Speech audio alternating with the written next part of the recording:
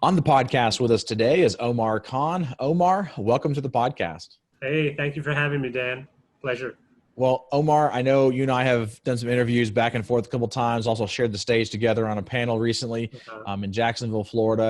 And today we're going to be diving into this most recent acquisition of your groups called the San Jose Apartments. It's 138 units in Jacksonville, Florida.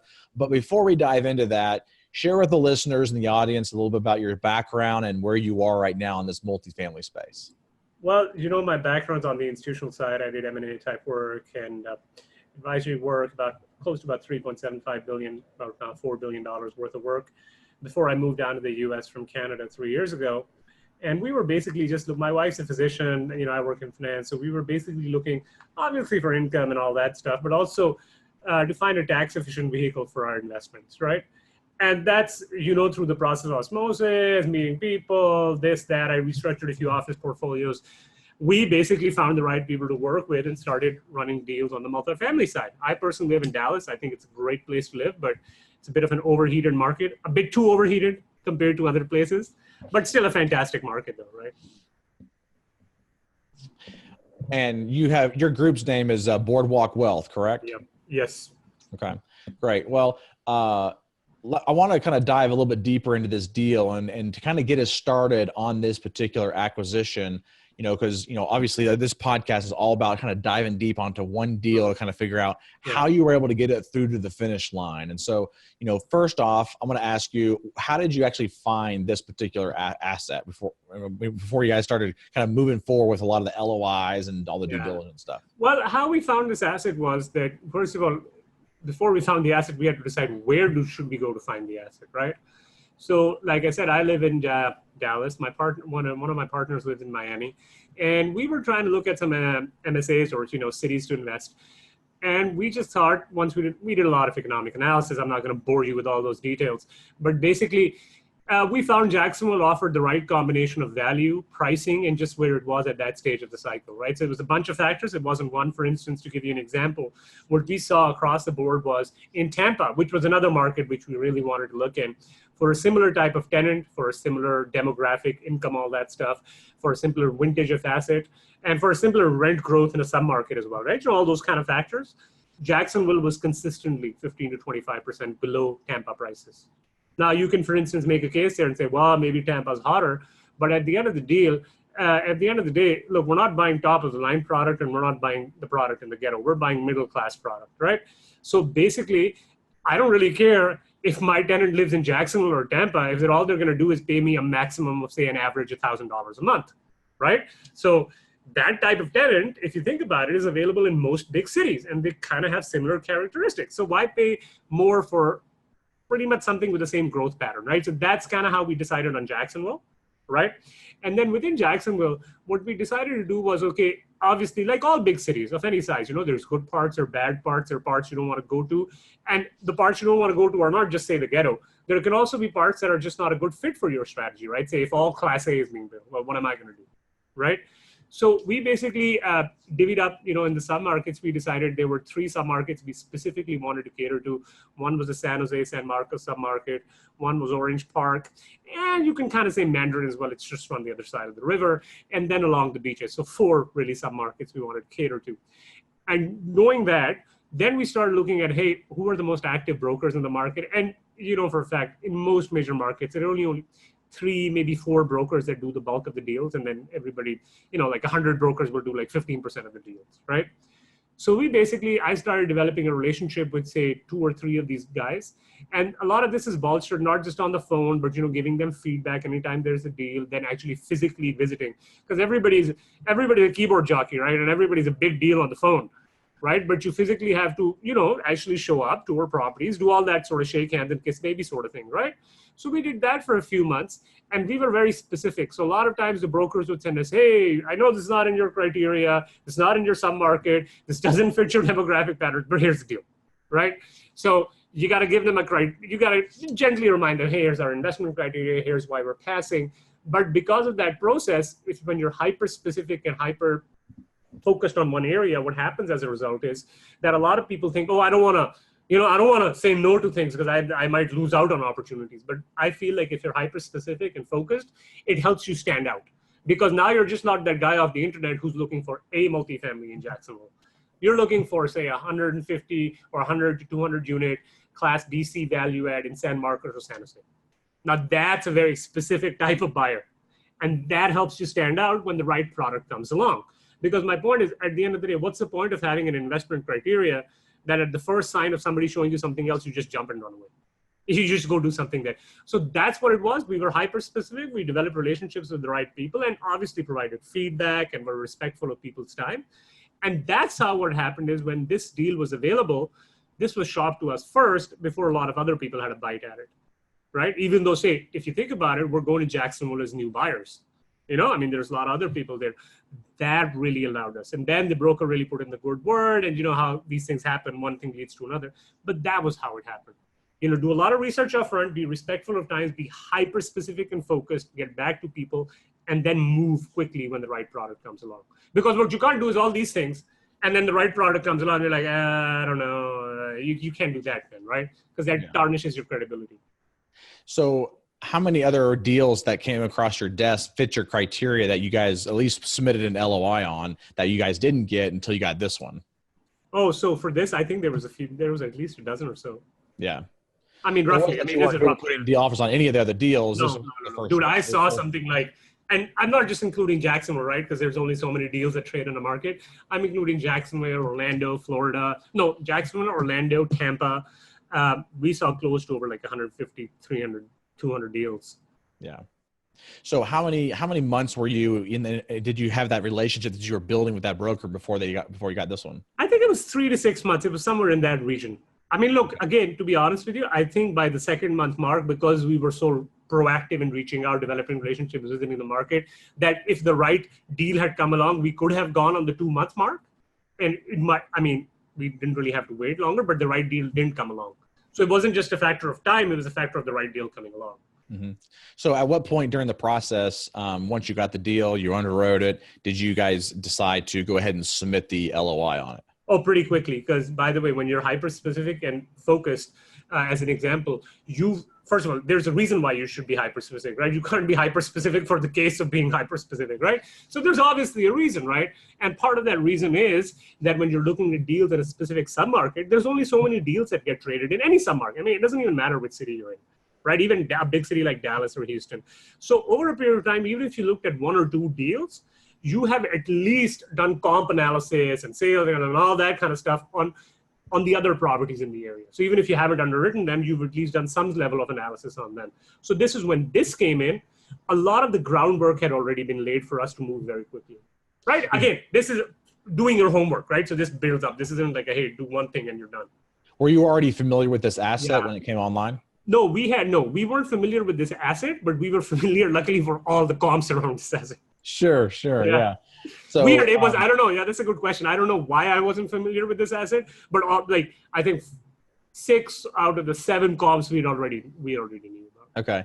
And so on this particular asset, did you guys tour this property before you put under LOI, or did you do the LOI first? No. We toured this property. Yeah. Okay. So at what point did you tour it once you guys found it? Oh, pretty early on in the process. Like I think within the first 4 days or 3 days. Oh, wow. That's pretty quick. No, because what had happened is, okay, look, what I'm trying to say is it sounds like it's pretty quick, but you have to realize there was a lot of homework that went into this, right? Sure. So it wasn't necessarily specific to this asset. A lot of homework went into the sub-market. So by the time something does come along, you're able to underwrite it quickly because you have all the data, right? You're not going to scramble and find this and that. That's why. For instance, if this had come along day one, it could be equally as lucrative. And because all the homework hadn't been done, we couldn't have moved that fast. Mm-hmm. So it's a combination of things.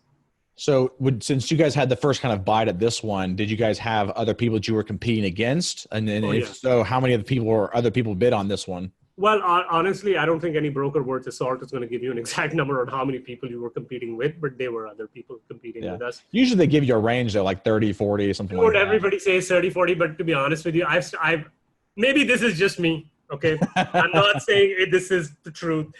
Every time any salesperson, and they should be doing this, I'm not blaming them. This is part of their job. Anytime a salesperson tells me, well, there's other buyers, I just take that with a grain of salt. I'm like, look, man, I know you got to do your job. I have that same feeling, man. Look, I'm not, again, I don't fault them because they got to do their job, right? Yeah. I don't blame them for doing it. I was like, okay, man, whatever. I don't really care. You know? Yeah, no, I have that same feeling, and I always think, there's somebody else going up. Oh yeah, sure there are. There's somebody else going up another $100,000. Can you guys come up? I'm like, I don't know. Like, yeah, look, man, the way I look at it is one of my partners was getting frustrated on something like how many people or whatever this conversation. I was like, look, man, if you and I were going to go sell our property, right? Of course, and if all the stars are aligned and everything, of course we'd want the most value for our money, the highest sales price, if all else was equal. So, I mean, it is what it is. Why complain about it, right? Yeah. So how many rounds of offers did you go through? One. Well, it was one. I mean, one round of offers, best and final, and then done. Okay. So you submitted the LOI, and then you got into the best and final. And then, yeah. Once you got into best and final, did you increase your price a little bit more to kind of get to it? Yes, by about $250,000. But we were thinking more like we'd have to maybe go up by like $1 million more. So, and still the numbers worked out. So I was like, okay, I'll take $250,000. Yeah. So did you get that feedback? I'm assuming you probably got that feedback from the broker as to where you might need to come up to be able to compete. Yes and no. Yes, in the fact that I got that feedback from the broker, but what had also happened is as a process of just this entire thing, one of the other brokers who's actually also in the market, we developed a good relationship with him as well. And we were out for beers one day, and he kind of let it slip that one of his clients was actually, this was kind of their target price. And they were really, so again, is that 100% guaranteed? No, but we kind of had a rough idea just based on our relationships with other people, how other people were perceiving what the price should be.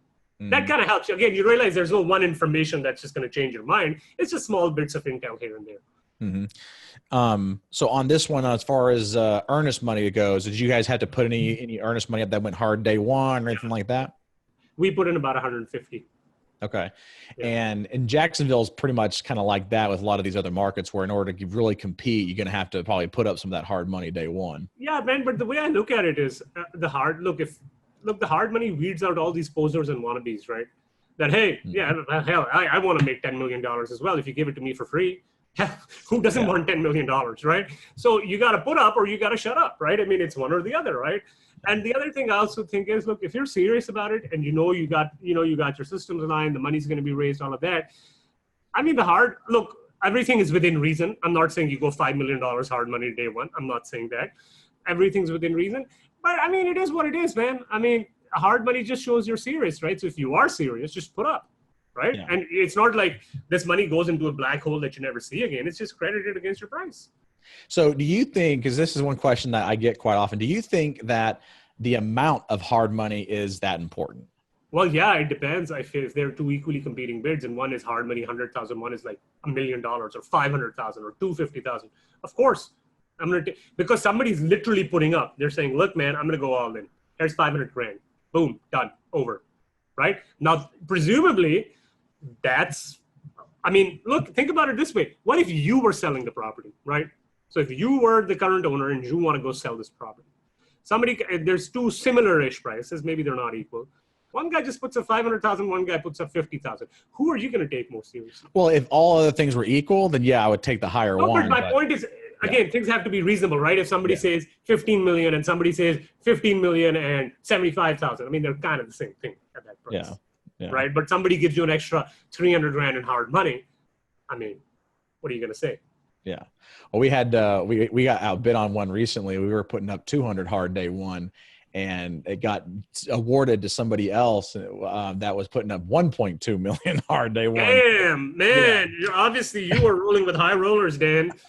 I was like, nope, I think we're good. So we're good at the 200. Man, I got to start hanging out with you. You are obviously rolling with high rollers. We didn't do it, man. I mean, I need to hang out with the person who did that is what we need to be doing.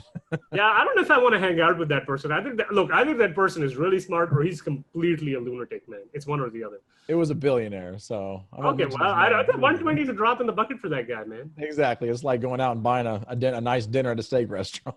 Hey, why not, man? If I had $5 billion, I'd keep throwing like 1 million hard money all day, every day. Yeah. Especially to try to compete. So yeah, I'd do it and bully people out of a deal if I had that kind of cash, but I don't, unfortunately. Yeah. All right. So let's talk about some of the stuff that maybe came up during due diligence. So you got this thing under LOI, got it under contract. What are maybe some things that maybe came up during due diligence that you weren't maybe aware of it beforehand? Well, look, nothing specifically, nothing, no, luckily for us, no big ones. Again, part of this was the fact that we'd secret shopped this. Part of this was the fact that we talked to other brokers in the market who kind of gave us a lot of intel, right?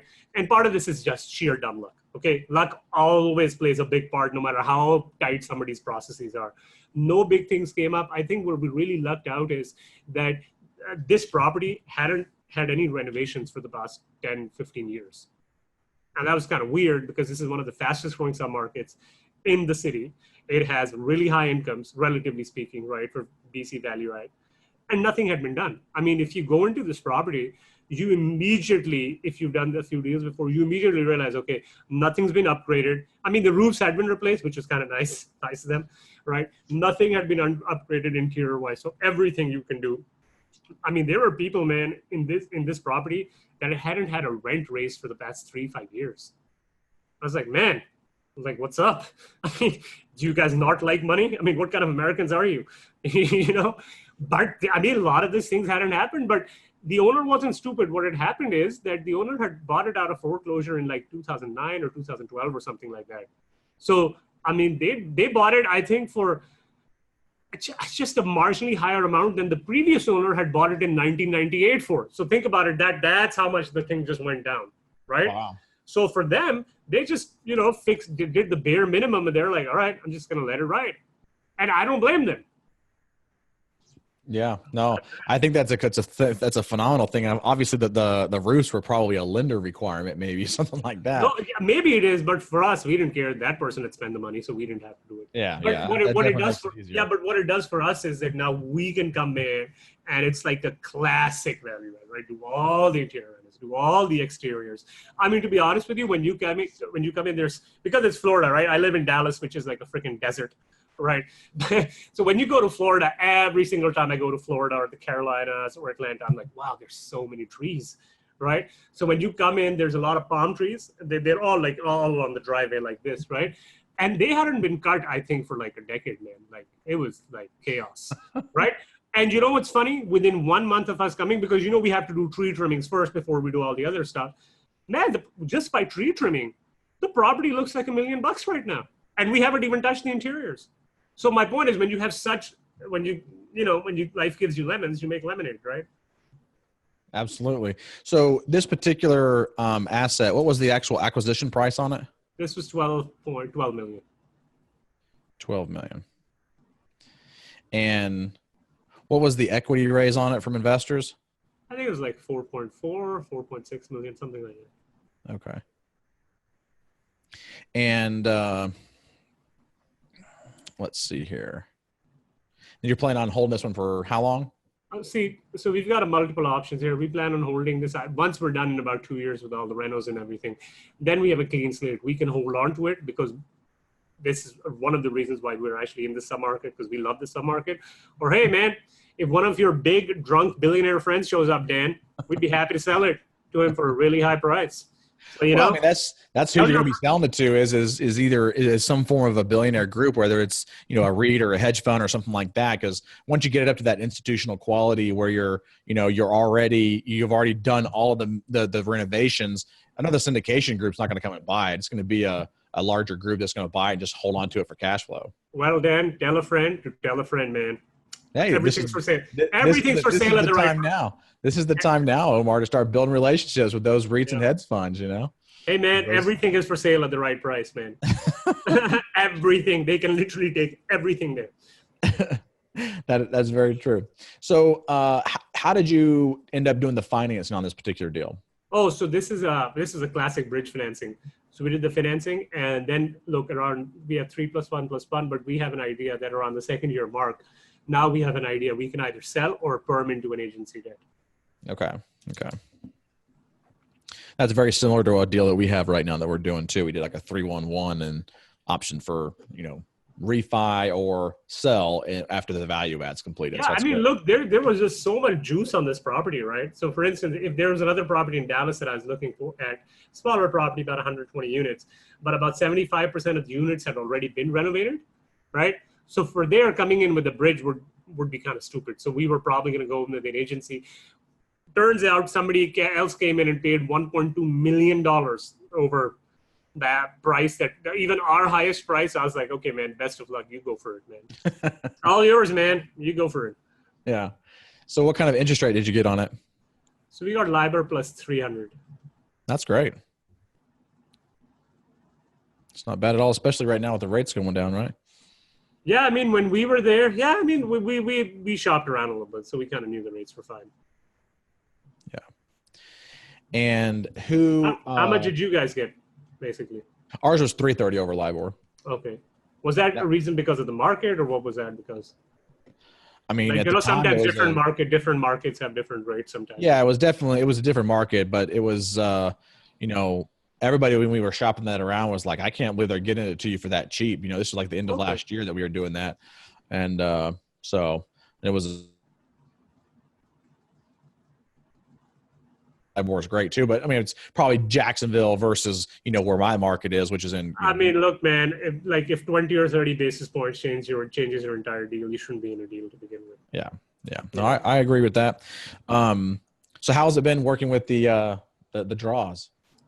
Oh, so far it's very good. It's actually been very easy and convenient. We have a really good property management team, very experienced. We'd actually spent a long time vetting the right property manager, because there is no freaking way I ever want to be a property manager in my entire life, ever. There's not enough money in the world for me to be a property manager. So we spent a long time vetting our property manager. And yeah, we love these people. They're super professional, doing a fantastic job. I cannot recommend them highly enough. Who are you using down there? ResProp. Yeah, they're I've heard that they're a good group. They're pretty big too, like all over Texas. And I mean, there's lots of really good groups, but some of them are highly questionable.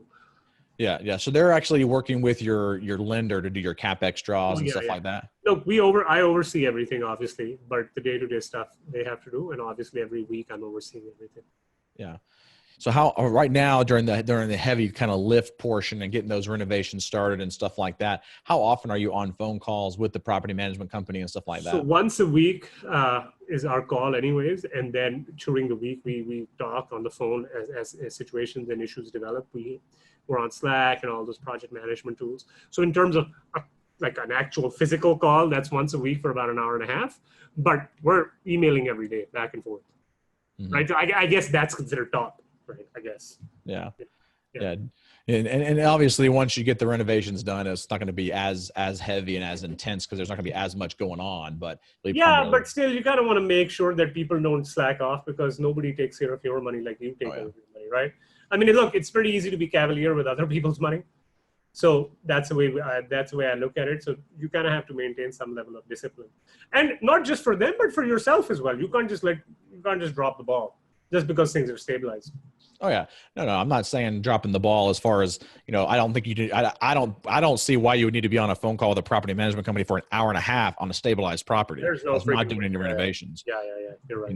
But once a week, getting on the phone call for 15, 20 minutes, making sure the occupancies are there. You got people coming in and various things going on, would be different than having to do this.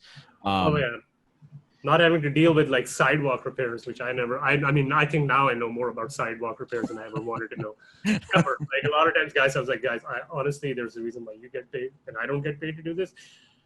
Yeah, just don't. I mean, dude, I honestly don't care about the grade of cement you're pouring. I just don't. You're killing me right now. Yeah. Did you do this one as a 506 B as in Bravo or C as in Charlie?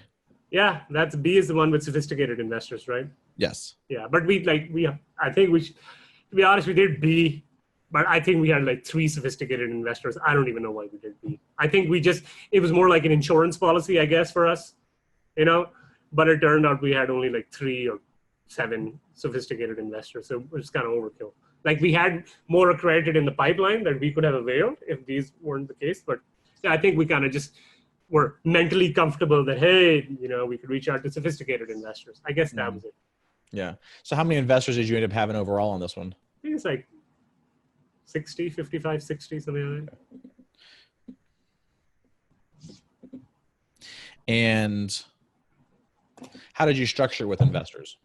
8% pref, catch up, 70-30 split. Keep it simple, man. That's exactly how we do it. Yeah. Yeah. So we do typically do that same thing, 8 pref, catch up 70-30%, 70-30 split. And then, that's pretty straightforward. I like that. Yeah. I mean, why overcomplicate something, right?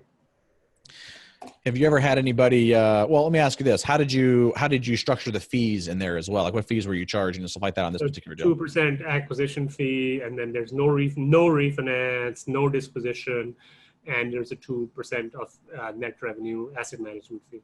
Yeah. Okay. Those are pretty standard. Yeah, pretty standard, man. Why overcomplicate something? Because the more nickeling and diming you do, it's just a longer conversation, man. You gotta explain everything. You're like, dude, you're already making money. Okay, chill out. An extra $5,000 isn't gonna kill you. Yeah. Yeah. Did you have any investors? Because I get this occasionally, usually about once or twice on a deal. I'll usually have one or two people that decide not to invest because they say that the fees are too heavy. Well, I didn't have it. But my point is, I'm not going to work for free. So I'm totally willing to go down on my fee structure just to bring me $2 million, man. I'm okay. Yeah, just take this. I completely understand the fee question. I completely get it. Yeah, bring $2 million, man. I'm okay going down on fees. I think it's a fair point. But what you can't do is be investing $50,000 and bitching about fees. Yeah.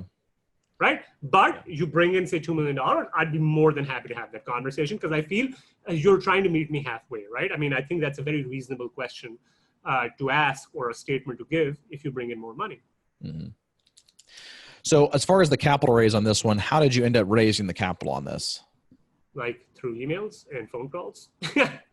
How did you find your investors? And a lot of the investors we already had, and a few of the people were generous enough to raise money for us. So it was a combination of the two. Mm-hmm. And sorry, and I might be not answering your question properly. I get the feeling like, was there something I missed? No, I don't. Should I have gone more in depth? Should I go more in depth? I don't know. I thought maybe I answered your question. Sure. No, my quick question there is how did you raise the capital? Where did you find your investors? What's your process for getting the investors on board with you to do the project? Oh, okay. Well, yeah. So typically, see so there's 2 or 3 things, right? One of these is obviously the obvious one is word of mouth referrals. One of these is obviously your own particular network, and then just going and meeting people, right? I think one of the advantages that I had was that I was coming from a finance heavy background. So a lot of the people I knew, just, doctors hang out with doctors, lawyers hang out with lawyers, finance people hang out with finance people, right? That I had was that a lot of people I knew, for instance, kind of had a good idea of how these deals worked. So there weren't a lot of those questions like, well, how does this even work sort of question, right? So that plus the fact that, once you do a few, it's a slow, painful process, but it's a lot of marketing is involved. That's just the way it is. But it's a slow, painful process, right? You do the first, you're just gasping for air. The second, you're kind of still gasping for air. And the more you do, the better it becomes, or rather more smoother it becomes. And I guess when you're a really big fish, you just send out one email and then you go back to sleep. And you got $200 million, right? Yeah, it'll eventually get that easy. So yeah. This one, you did the 506B. Are you going to consider, or are you going to be doing the 506C on the next one because of the number of the sophisticated that you had on this one? That's a good question, actually. We haven't really thought about that. I think, again, we just like the idea that we could tap into a sophisticated investor base more than the actual money we've raised. So I think I view it more like an insurance policy as opposed to a, hey, go B or C sort of thing, right? So I think we might go with a B just because, again, this is not science-based, it's not data-driven sort of decision-making. It's just I feel it's kind of like an insurance policy that kind of just helps you sleep better at night, I guess. Mm-hmm. That's kind of the way I look at it. It's an insurance policy. I never heard of it called that way. It's interesting. No, I mean, just there's more non-accredited people. So potentially, obviously, if you're on a mailing list, there's a good chance that there's just more non-accredited people. So, you kind of go that route, right? And you can still accept accredited, so it's not like you're hurt. Yeah, yeah. The biggest benefit of the 506C is being able to advertise it. But the biggest thing there is that I still feel like even on a 506C and you can advertise, the people that are likely to invest with you are still people that actually know you. Know you, right? Because no random stranger off the internet is going to be like, all right, here you go, here's my money.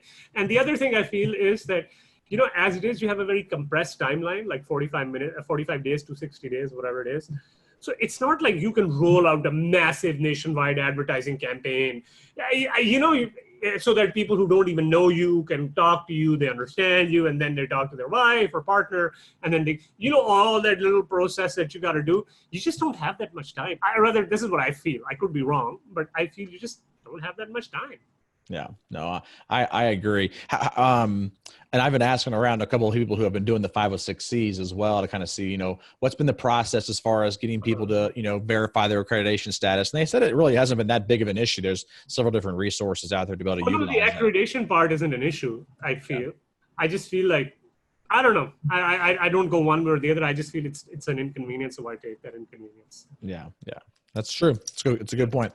All right, so let's talk about just the process in general for the entire deal. Did you have any issues that maybe we haven't talked about, or anything that came up throughout the process that maybe was different or unique on this one?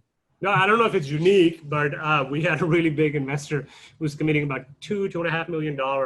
They had to back out at the last moment, and the reason for that was they had a death in the family.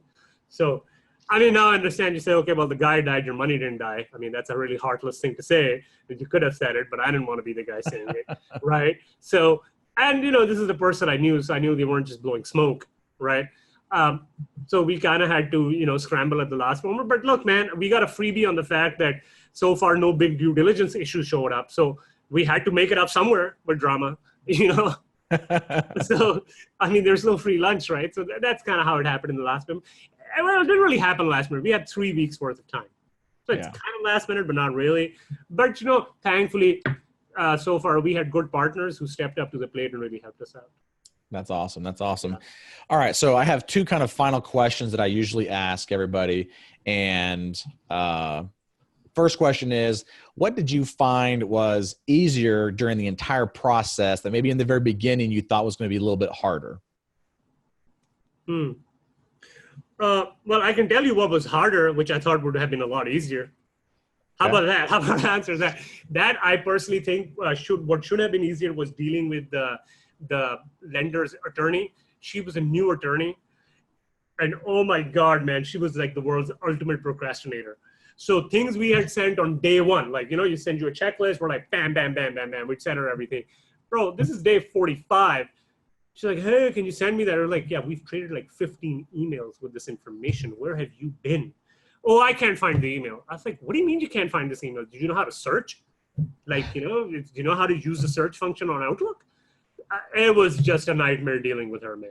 And I personally thought, hey, you're a lender. You kind of have this thing down, right? I'm sure hopefully I'm not the only borrower you have, because that would suck for you. But man, that was a lot harder than I thought it was going to be. Yeah. It was just, honestly, it wasn't necessarily the complexity of the information. It was the fact that she was just disorganized. So was there just, that was the lender's council you were saying, right? Yeah, lender's council. Yeah. It's crazy. So, and you think, okay, this is kind of a standard process because you got a checklist, right? Hey, because I can't change my articles of incorporation from my company. They're not going to change on a day-to-day basis.